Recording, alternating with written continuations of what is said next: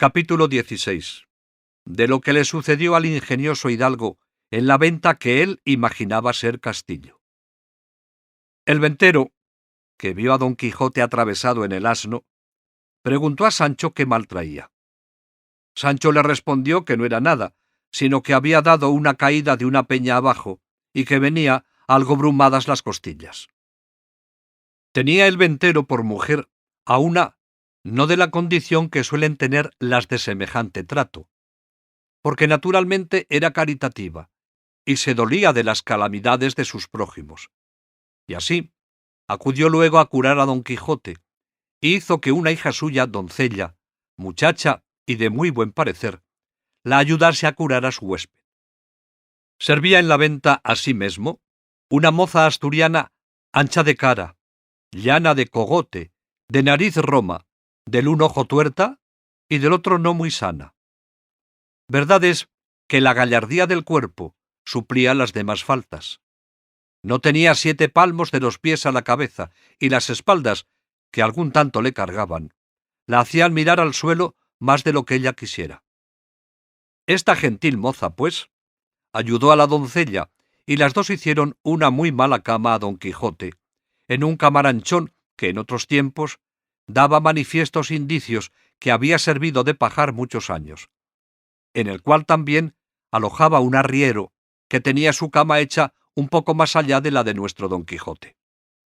Y aunque era de las enjalmas y mantas de sus machos, hacía mucha ventaja a la de Don Quijote, que sólo contenía 4 mal lisas tablas sobre 2 no muy iguales bancos, y un colchón que en lo sutil parecía colcha, lleno de bodoques, que a no mostrar que eran de lana por algunas roturas, al tiento, en la dureza, semejaban de guijarro, y 2 sábanas hechas de cuero de adarga, y una frazada cuyos hilos, si se quisieran contar, no se perdiera uno solo de la cuenta.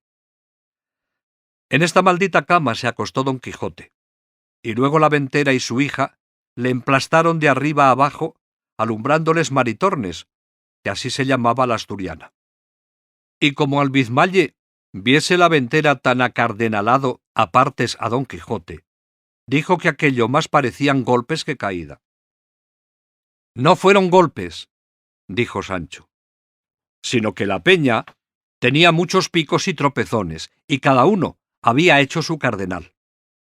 Y también le dijo: haga vuestra merced, señora, de manera que queden algunas estopas, que no faltará quien las haya menester, que también me duelen a mí un poco los lomos. De esa manera, respondió la ventera, también debisteis vos de caer. No caí, dijo Sancho, sino que del sobresalto que tomé de ver caer a mi amo, de tal manera me duele a mí el cuerpo, que me parece que me han dado 1000 palos. Bien podría ser eso, dijo la doncella, que a mí me ha acontecido muchas veces soñar que caía de una torre abajo, y que nunca acababa de llegar al suelo. Y cuando despertaba del sueño, hallarme tan molida y quebrantada como si verdaderamente hubiera caído. Ahí está el toque, señora, respondió Sancho Panza, que yo, sin soñar nada, sino estando más despierto que ahora estoy, me hallo con pocos menos cardenales que mi señor Don Quijote. ¿Cómo se llama este caballero?, preguntó la asturiana Maritornes. Don Quijote de la Mancha, respondió Sancho Panza, y es caballero aventurero y de los mejores y más fuertes que de luengos tiempos acá se han visto en el mundo. ¿Qué es caballero aventurero?, replicó la moza. ¿Tan nuevas sois en el mundo que no lo sabéis vos?, respondió Sancho Panza. Pues sabed, hermana mía, que caballero aventurero es una cosa que en 2 palabras se ve apaleado y emperador. Hoy está la más desdichada criatura del mundo y la más menesterosa, y mañana tendrá 2 o 3 coronas de reinos que dar a su escudero. Pues como vos, siéndolo de este buen señor, dijo la ventera, ¿no tenéis a lo que parece siquiera algún condado? Aún es temprano, respondió Sancho, porque no ha sino 1 mes que andamos buscando las aventuras, y hasta ahora no hemos topado con ninguna que lo sea. Y tal vez hay que se busca una cosa y se halla otra. Verdad es que si mi señor Don Quijote sana de esta herida o caída, y yo no quedo contrahecho de ella, no trocaría mis esperanzas con el mejor título de España. Todas estas pláticas estaba escuchando muy atento Don Quijote, y sentándose en el lecho como pudo, tomando de la mano a la ventera, le dijo: «Creedme, hermosa señora, que os podéis llamar venturosa por haber alojado en este vuestro castillo a mi persona, que es tal que si yo no la alabo, es por lo que suele decirse que la alabanza propia envilece. Pero mi escudero os dirá quién soy. Solo os digo que tendré eternamente escrito en mi memoria el servicio que me habédes fecho, para agradecéroslo mientras la vida me durare. Y pluguiera a los altos cielos que el amor no me tuviera tan rendido y tan sujeto a sus leyes, y los ojos de aquella fermosa ingrata que digo entre mis dientes, que los de esta fermosa doncella fueran señores de mi libertad». Confusas estaban la ventera y su hija, y la buena de Maritornes, oyendo las razones del andante caballero, que así las entendían como si hablara en griego, aunque bien alcanzaron que todas se encaminaban a ofrecimiento y requiebros. Y como no usadas a semejante lenguaje, mirábanle y admirábanse, y parecíales otro hombre de los que se usaban. Y agradeciéndole con venteriles razones sus ofrecimientos, le dejaron, y la asturiana Maritornes curó a Sancho que no menos lo había menester que su amo. Había el arriero concertado con ella, que aquella noche se refocilarían juntos, y ella le había dado su palabra de que, en estando sosegados los huéspedes y durmiendo sus amos, le iría a buscar y satisfacerle el gusto en cuanto le mandase. Y cuéntase de esta buena moza, que jamás dio semejantes palabras que no las cumpliese, aunque las diese en un monte y sin testigo alguno, porque presumía muy de hidalga, y no tenía por afrenta estar en aquel ejercicio de servir en la venta, porque, decía ella, que desgracias y malos sucesos la habían traído a aquel estado. El duro, estrecho, apocado y fementido lecho de Don Quijote estaba primero en mitad de aquel estrellado establo, y luego, junto a él, hizo el suyo Sancho, que sólo contenía una estera de enea y una manta que antes mostraba ser de angeo tundido que de lana. Sucedía a estos dos lechos el del arriero, fabricado, como se ha dicho, de las enjalmas y de todo el adorno de los dos mejores mulos que traía, aunque eran 12, lucios, gordos y famosos, porque era uno de los ricos arrieros de Arévalo, según lo dice el autor de esta historia, que de este arriero hace particular mención porque le conocía muy bien, y aun quieren decir que era algo pariente suyo. Fuera de que Cide Hamete Benengeli fue historiador muy curioso y muy puntual en todas las cosas, y échase de ver, pues las que quedan referidas con ser tan mínimas y tan rateras, no las quiso pasar en silencio. De donde podrán tomar ejemplo los historiadores graves, que nos cuentan las acciones tan corta y sucintamente que apenas nos llegan a los labios, dejándose en el tintero, ya por descuido, por malicia o ignorancia, lo más sustancial de la obra. Bien haya 1000 veces el autor de Tablante de Ricamonte, y aquel del otro libro donde se cuentan los hechos del conde Tomillas, y con qué puntualidad lo describen todo. Digo, pues, que después de haber visitado el arriero a su recua y dádole el segundo pienso, se tendió en sus enjalmas y se dio a esperar a su puntualísima Maritornes. Ya estaba Sancho bizmado y acostado, y aunque procuraba dormir, no lo consentía el dolor de sus costillas. Y Don Quijote, con el dolor de las suyas, tenía los ojos abiertos como liebre.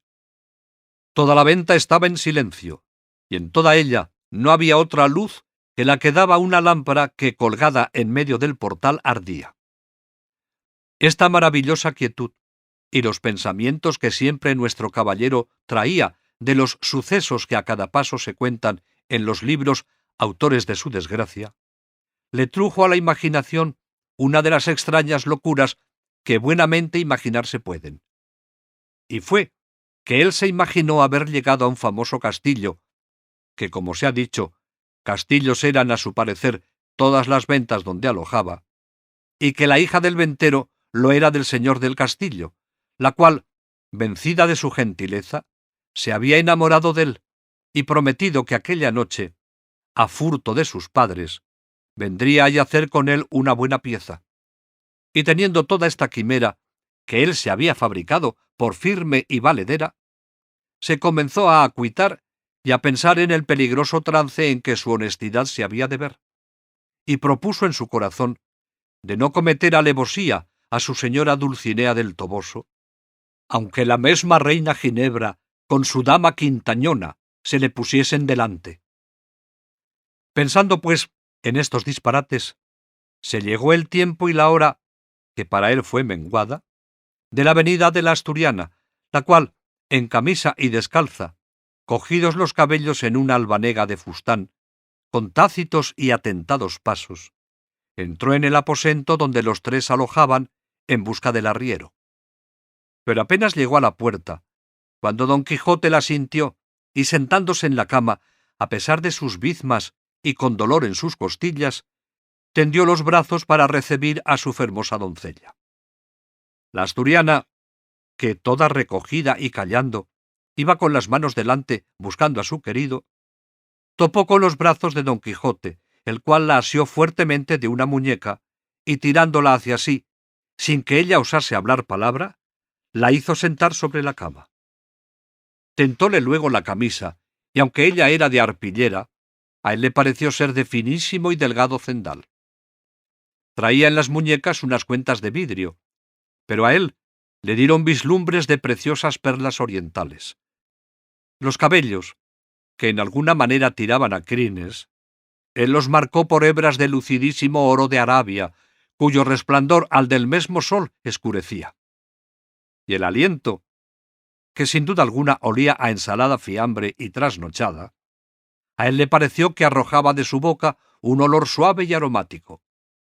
Y finalmente, él la pintó en su imaginación de la misma traza y modo que lo había leído en sus libros de la otra princesa que vino a ver el malferido caballero, vencida de sus amores, con todos los adornos que aquí van puestos. Y era tanta la ceguedad del pobre hidalgo, que el tacto, ni el aliento, ni otras cosas que traía en sí la buena doncella, no le desengañaban, las cuales pudieran hacer vomitar a otro que no fuera arriero. Antes le parecía que tenía en sus brazos a la diosa de la hermosura, y teniéndola bien asida, con voz amorosa y baja, le comenzó a decir: «Quisiera hallarme en términos, fermosa y alta señora, de poder pagar tamaña merced como la que con la vista de vuestra gran fermosura me habedes fecho. Pero ha querido la fortuna, que no se cansa de perseguir a los buenos, ponerme en este lecho, donde yago tan molido y quebrantado, que aunque de mi voluntad quisiera satisfacer a la vuestra, fuera imposible. Y más, que se añade a esta imposibilidad otra mayor, que es la prometida fe que tengo dada a la sin par Dulcinea del Toboso, única señora de mis más escondidos pensamientos. Que si esto no hubiera de por medio, no fuera yo tan sandio caballero que dejara pasar en blanco la venturosa ocasión en que vuestra gran bondad me ha puesto». Maritornes estaba congojadísima y trasudando de verse tan asida de don Quijote, y sin entender ni estar atenta a las razones que le decía, procuraba, sin hablar palabra, desasirse. El bueno del arriero, a quien tenían despiertos sus malos deseos, desde el punto que entró su coima por la puerta, la sintió, estuvo atentamente escuchando todo lo que don Quijote decía, y celoso de que la asturiana le hubiese faltado a la palabra por otro, se fue llegando más al lecho de don Quijote, y estúvose quedo hasta ver en qué paraban aquellas razones que él no podía entender. Pero como vio que la moza forcejeaba por desasirse, y don Quijote trabajaba por tenella, pareciéndole mal la burla, enarboló el brazo en alto y descargó tan terrible puñada sobre las estrechas quijadas del enamorado caballero que le bañó toda la boca de sangre. y no contento con esto, se le subió encima de las costillas, y con los pies más que de trote, se las paseó todas de cabo a cabo.